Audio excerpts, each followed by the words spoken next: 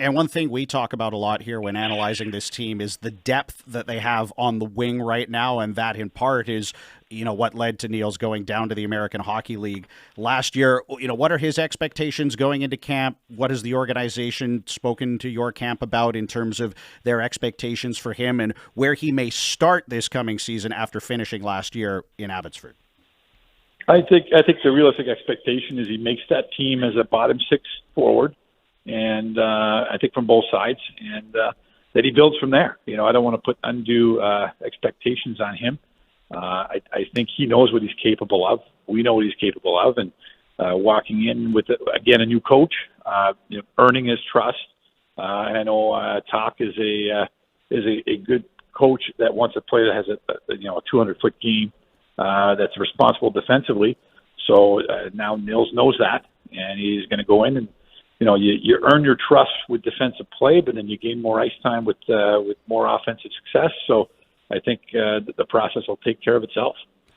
It's interesting. You've touched on it. You remind me of another coach because when he went down to the minors to Abbotsford, it's another coach because I have, Green. He played under Green. He played under Boudreau. I don't believe he got in the lineup with Tocchet last year, but you've got now another coach, 22-year-old who's seen about 4 coaches in the last 2 years or so, Allain.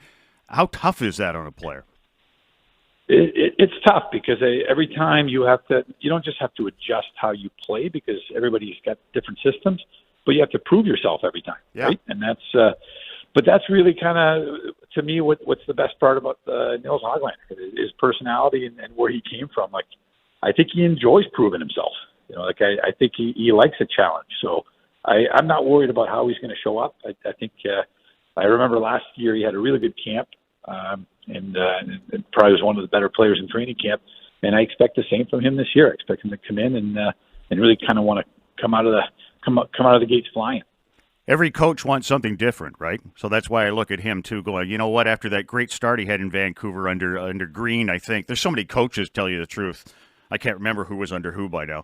But every coach wants to do something different, and it's not always a fit. Would you say? Yeah, and that's that again, all of pro sports have this story over and over again. It's you have a good player that has success under one coach, and all of a sudden the coach changes, and that player loses either confidence or success or doesn't fit in the system anymore.